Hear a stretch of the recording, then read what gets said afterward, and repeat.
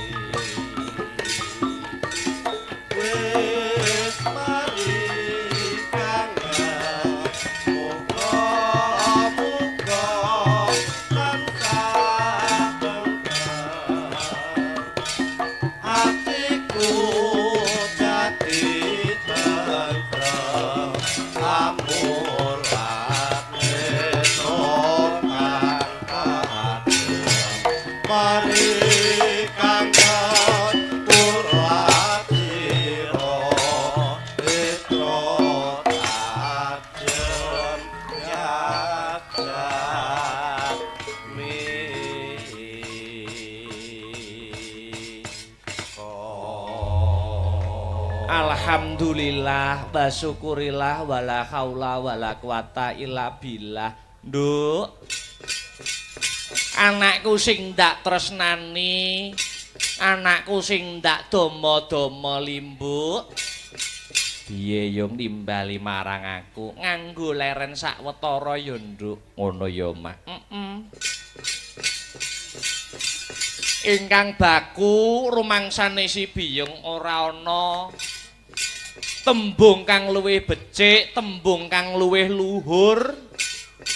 Ing bengi iki kejaba mung ngunjukake puja puji syukur kunjuk marang Gusti kang murbeng dumadi Gusti Allah Subhanahu wa taala, Tuhan yang Maha Esa yang widiwasa. Ngono ya Mak. Yo. Sababe wis paring pirang-pirang kenikmatan wujude kesehatan lahir kang sarta batin kang diparingake marang umate sumrambah umate marang jagat raya muka tanpa nikmating pangeran Nduk. Awake dhewe bengi iki bisa kumpul lek-lekan tirakatan bengi iki ana ing papan kene. Ngono ya Mak. Iya. Saiki sabanjure aku arep takon karo Biyung. Takon babakan apa, Ngger? Iki bengi iki nek ketok leh gayeng, ketok leh regeng. Jan-jane bengi iki kajate apa, acarane apa? Bengi iki ora ana liya, kajate ya kuwi bersih desa, bersih desa. Bersih desa kang mapan ana ing Ngadipira. Ngadipira Wilangan Nganjuk. Oh ngono ya Mak. Acarane bersih desa. Wis suwe nek ngrencanake acara iki. Oh wis jauh-jauh hari, Nduk. Wis bulan-bulan kemarin. Oh ngono ya Mak. Iya. Luar biasa. Iki sing rawuh sapa wae sing diundang. Ya kuwi sing diundang lawan Bu Lurah wis tak anggap kaya ibuku dhewe, wis ora kaya wong liya. Oh ngono. Ya kuwi bapak kami tuwa, bapak-bapak pangipap kami tuwa sarta perangkat-perangkat desa. Oh ngono. Sarta Bapak Polsek Koramil. Oh ngono. Lan sedaya panitia ingkang mboten saged kula sebataken setunggal mbaka setunggal rawuh ing papan kene ana ing Ngadipira. Iya. Mula awake dhewe wajibe ngunjukake panuwun terima kasih yang sangat banyak.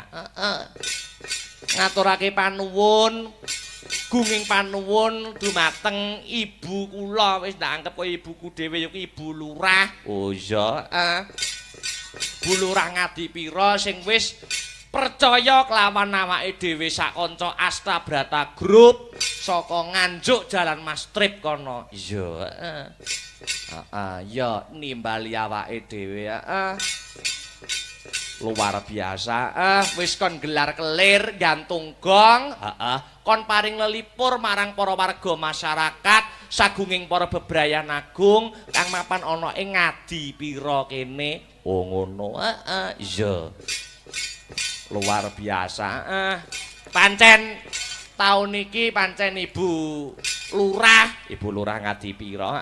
Saka keparenge beliaunya, ya awake dhewe sing kon paring lelipur. Dalang Akbar. Dalang Akbar iki aja kleru lho. Nganjuk nek loro Akbare. Wis ya. Aja kleru. Aku nek wong keliru tanggapan nek ya kujur. Iya. Akbar Dalang Akbar Nganjuke nek loro-loro. Aku Akbar Syahalam saka Mas Trip Nganjuk kutha kono. sing sitoke Akbar Balowo. Wimbat-bat pace. Aja salah. Lah iya, heeh.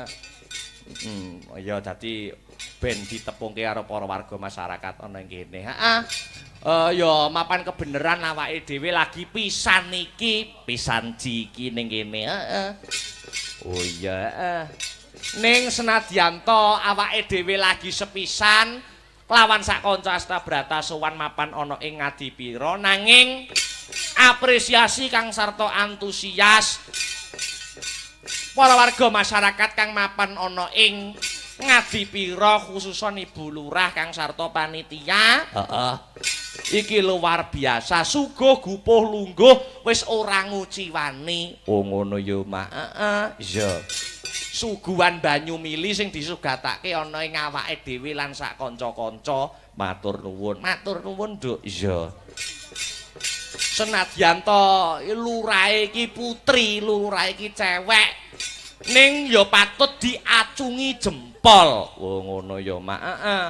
Rasane rata-rata lurah ya ora kabeh ning piyayi kakung ning Ngadipira iki piyayi putri luar biasa. Senadyan to putri ning bisa dadi pengayoman satemah warga masyarakat kang mapan ana ing Ngadipira kene kebak ayem kang sarta tentrem. Senadyan wanita ning tatak tetek tutuk sembada sumbut piyayine, Nduk. Oh iya.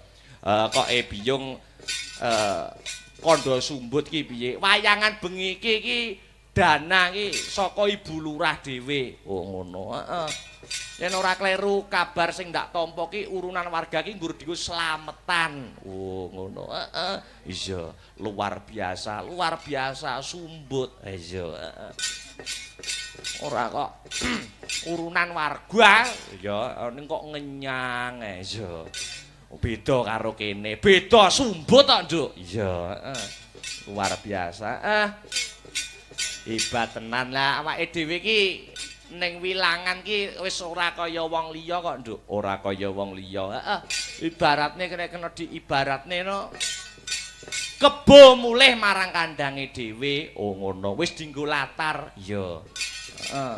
Njegong wis langganan, tampang wis langganan. Aku ki ning omah ki salat tahajud, muga-muga Ngadipira kenek aku. Taun ki kenek tenan, ya. Luar biasa. Mugi-mugi Bu Lurah nanggap kula. Salat wengi aku saiki sewulan iki nak ning Tulungagung acara kampus KKN. Aku ki ning kamar ki salat tahajud terus. Ya. Ya, alhamdulillah bengi iki wis sowan. Sing dianti-anti wis dadi bukti, sing diantu-antu wis lumaku. Iya, luar biasa. Iki wis direncanakne suwi, Nduk, bengi iki. Ning awake dhewe mengutamakan, ya ana ing Ngadipira kene luar biasa. Ora ana salahe, ora ana eleke, ora ana lupute yen melu ndongake ana ing acara pahargyan bengi iki. Heeh. Muga-muga sak rampunge rangkaian acara bersih desa kang sarta nepaki wulan Agustus wulan kemerdekaan Negara Kesatuan Republik Indonesia kang wis ngancik yuswa 77 taun. Muga-muga para warga masyarakat kang mapan ana ing Ngadipira kene, pinaringan ayem tentrem sehat walafiat, pinaringan kathah rejeki kang kathah melimpah tur kebak barokah tinebehna saking bencana alam. Allahumma amin amin ya rabbal alamin. Nyisan gawe bersih desa sisan Agustusan. Wah iya, napa kok disisanke apa ben gayeng? Pengiritan. Wis ya. Nah iya, nek dhewe-dhewe ndadak kakean cacah Nduk. Lah iya. Luar biasa. Iki wis ning ora apa-apa, tumbuh oleh tutup. Tumbuh oleh tutup bersih desa nyisan apa kuwi mengeti Agustusan iki wulane Agustus iki tegese bersih desane ning kene iki temane tema kegotong royongan, kebersamaan, Bhinneka Tunggal Ika Tanhana Dharma Mangruwa senadyan beda-beda ning tetep manunggal warga ngadipira. Beda agama ora dadi gendra, beda penemu ora dadi padu, beda pilihan ora gontok-gontokan. Amin ya rabbal alamin. Iya, kudu nulat marang semangate para pahlawan kusuma bangsa mbiyen. Heeh. Dadi bersih desa ning kene iki dienggo introspeksi diri, anadzafatu minal iman, resik iki sebagai dari iman sing diresiki ora mung desane, ning atine para warga masyarakat uga dienggo introspeksi, mawas diri, mulat sarira angrasa wani. Oh ngono. Ngeling-eling perjuangane para pahlawan kusuma bangsa kang berjuang musuh bangsa Walanda. Ibarate nganggo gaman mung pring dilincipi nanging bisa merebut kemerdekaan. Oh ngono. Kuwi ora mergo apa-apa, ora mergo sekti, ora perkara jimat, ora perkara raja, ning perkarane persatuan dan kesatuan. Mergo tumrape wong Nuswantara kuwi ora ana gaman sing paling ampuh kejaba mung gaman persatuan dan kesatuan. Amin ya rabbal alamin. Temane bersih desa iki dadi nasionalisme. Ibu lurahe cantik luar biasa, isih gagah senadyan wedok, gagah pideksa. Wah iya. Kuat memimpin para warga masyarakat kang mapan ning Ngadipira. Oh ngono. Yo nggo membangkitkan rasa nasionalisme, ya. Dan kegotong royongan para warga masyarakat kang mapan ana ing Ngadipira. Heeh. Luwih dhisik ora ana eleke. Oh iya, ora ana lupute yen memprioritaskan lagu-lagu yang bertemakan yawi nasionalisme untuk mengkobar jiwa semangate para warga masyarakat kang mapan ana ing Ngadipira. Wah iya. Iya ya Mak ya. Ngono didhisike. Ya. Amin. Ayo lagu-lagu kemerdekaan dikumandangke kabeh. Heeh. Mengkobarkan semangat juang, semangat 45. Heeh. Karben masyarakat Bebrayan Agung kang ana ing Ngadipira kene tansah eling jas merah, jangan sekali melupakan sejarah. Oh ya, monggo buka saking tenor. Monggo Asta Brata. Yuk. Yuk.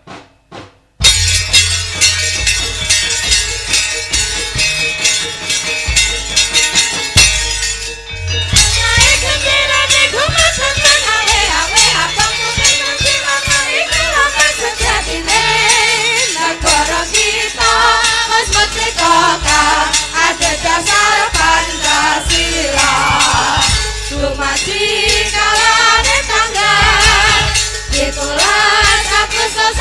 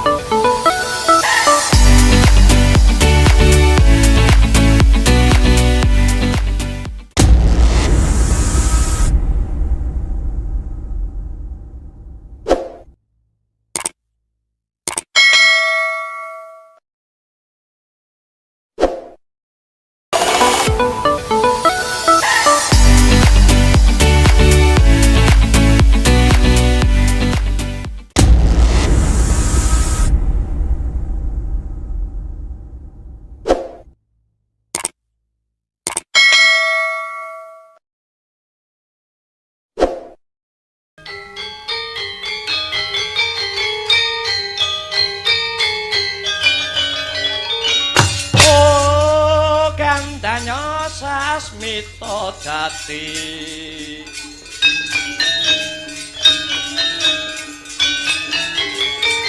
Sasmita wansiting dewa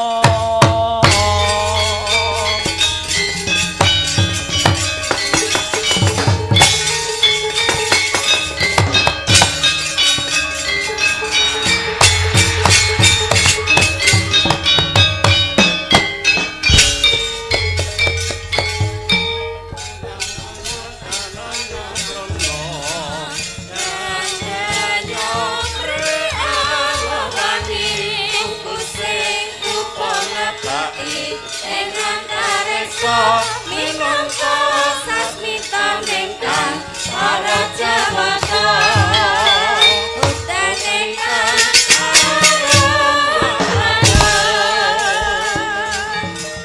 nyokokan kadya pratanda raja kang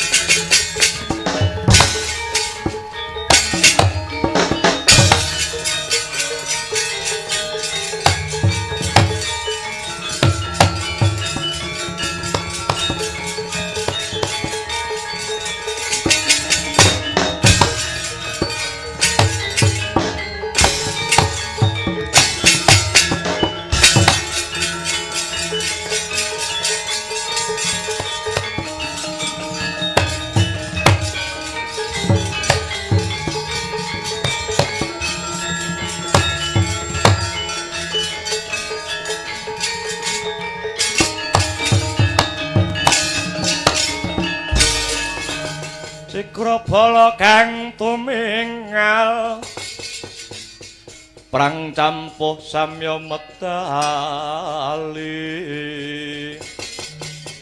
ler tatit wileting kota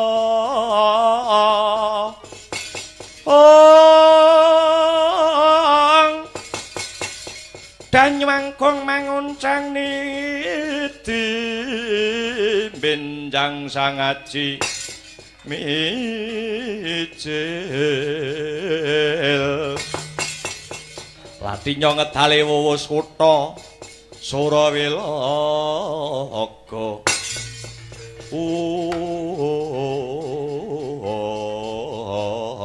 ora dalah iya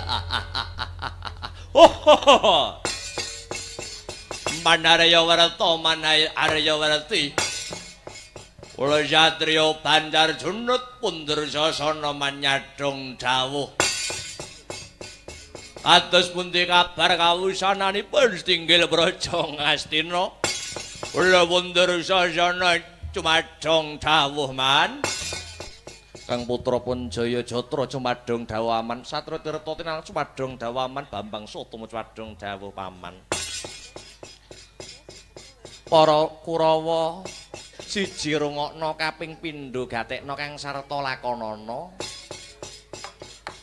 wa sing pasewakan ya kuwi eyangmu saka Talkanda Mahatma Bisma rembukan wawan pangandikan kelawan kakangamu Ngastina Sinu Prabu Duryudana wa sing ngrembug ya kuwi ngrembug babakan tumruning wahyu mustika jati anak Angger Duryudana kepengin gayuh anyadang kang sarta anyadong tumrap Wahyu Mustika Jati kuwi nggih.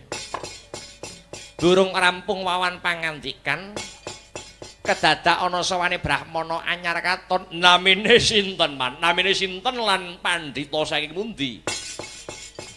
Ngakune pendhita saka Pratapan Sendang Purwa. Peparape ya kuwi Begawan Harimurti. Harimurti pancene mengkono Dursasana. Harimurti saguh nggayuhke tumedhaking Wahyu Mustika Jati supaya mudhun ana ing negara Ngastina diantuki kelawan Sinuhun Prabu Duryudana. Nanging sarana tumbal kuwi tumbale para Pandhawa. Lah dalah wis ndak titeni. Angger ana Brahmana utawa pendhita anyar katon janjene kepengin tumedhaking Wahyu mesti saranane mateni Pandhawa. Ibarate arep nyapu ning sapune dhewe kuwi reget wis kowe ora usah ndadak kakehan rembukan, ya. Awit dina sak mengko rembukaning Begawan Harimurti kelawan Prabu Duryudana agawe kogel penggalihing eyangmu ing Talkanda Mahatma Bisma satemah jengkar saka Stinggil. Lan Begawan Harimurti njaluk syarat-saranane supaya Pandhawa mati ya kuwi syarat-saranane Pujangga Agung negara Ngastina dijaluk. Satemah eyangmu Begawan Durna ya gurumu ya ora narimake perkara kuwi melu jengkar saka Stinggil Keraton negara Ngastina. Mula dina iki Kurawa ndak perintah dombanan manunggal kekuatan kelawan Pratapan Sendang Purwa supaya saya kuat supaya saya bakoh kekuatane. Lho nggih ngestaken dawuh mak, lho nggih ngestaken dawuh aman. Aja nganti slindur sing dadi rasamu.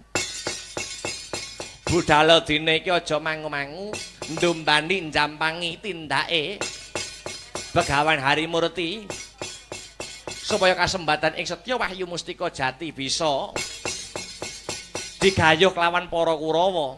Budhal kereken gendera lemaris aja nganti nguciwani. Nuwun inggih ngestaken dawuh aman swata menatap bendhe budhal dina iki. Nuwun inggih amit madal pasilan.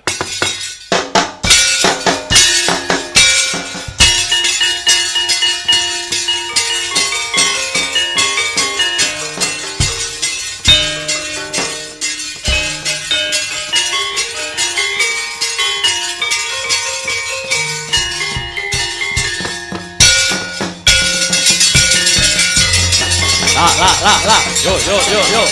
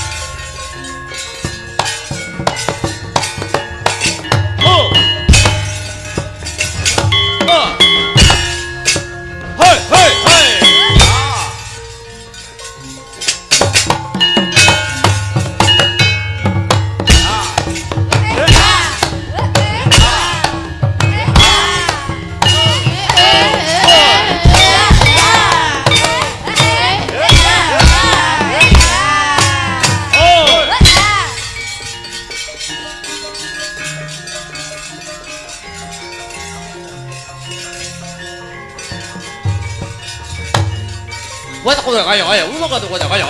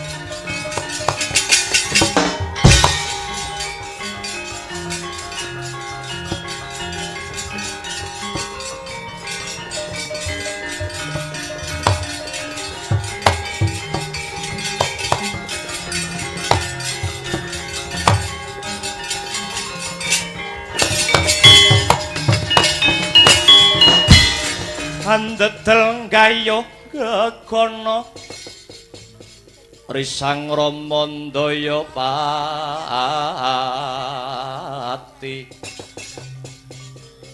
ana yaksa gung cangkrama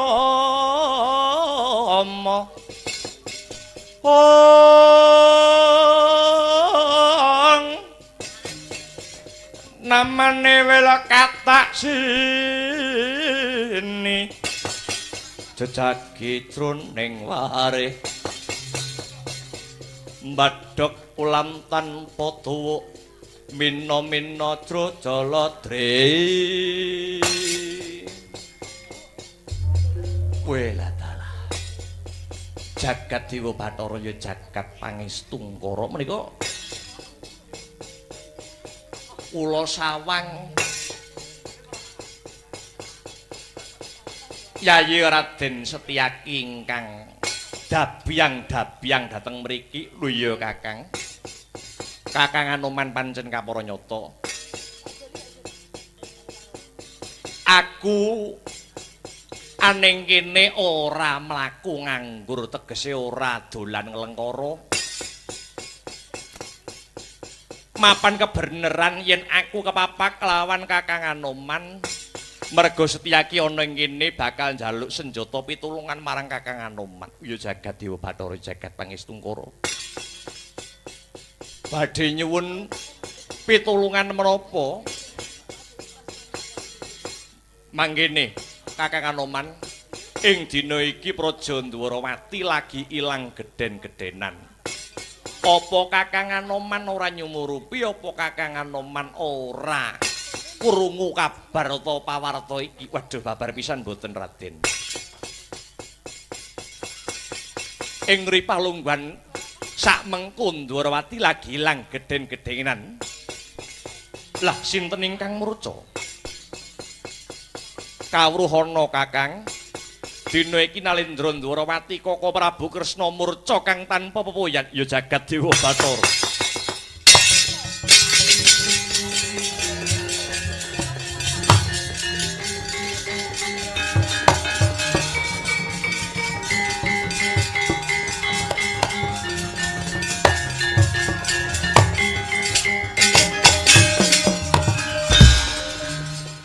Banjur sapa sing tak sambati, banjur sapa sing tak jaluki colok pepadang ora ana liya kejaba mung Kakang Anoman. Nyuwun sewu nggih nyuwun sewu mboten kok kula nampik paring pambiyantu paduka Raden niku mboten nanging kula menika jejering tiyang sepuh. Nggih.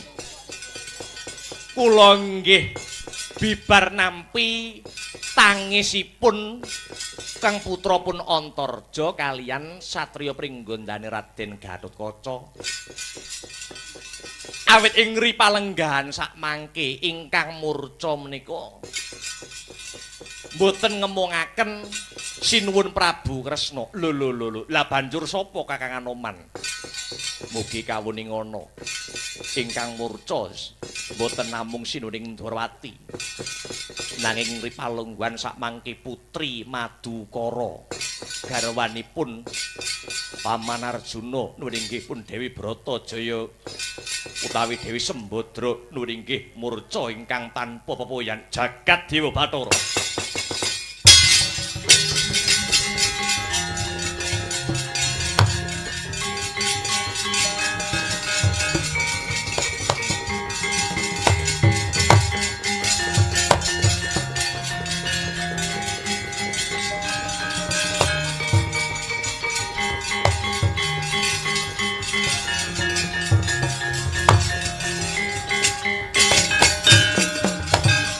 Gunjing langit kelap-kelap katon lir gincanging risang maweh gandrung sabarang kadul wukir moyak mayik wah iki banjur murih prayogane kepiye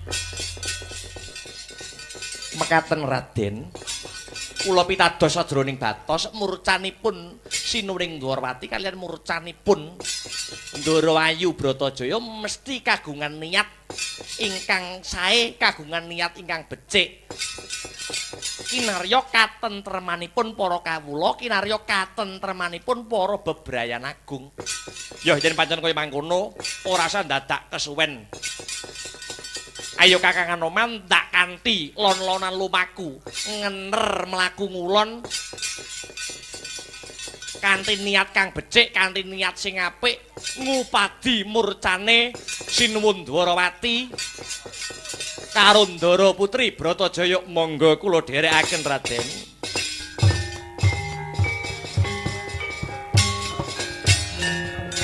Anoman malumpat sampun kapteng miting naga sari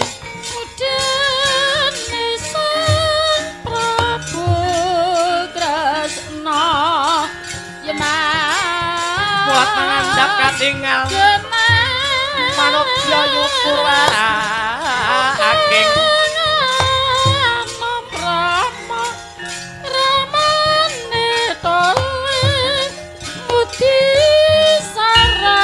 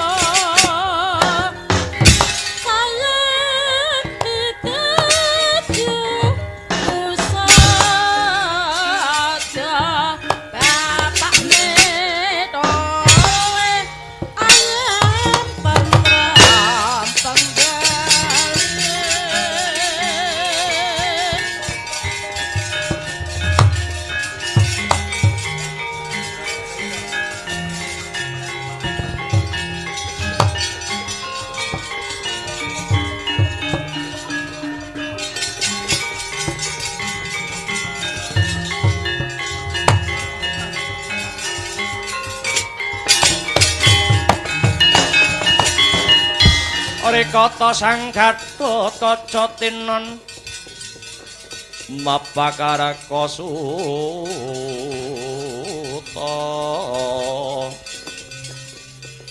teka pira kresna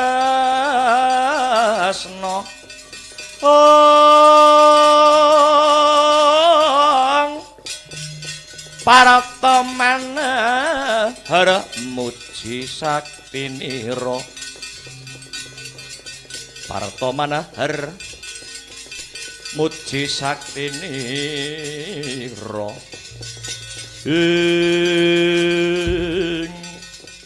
ngaglah ing tenging delanggung risang Gatotkaca nering ciptarsa ngambah dirgantara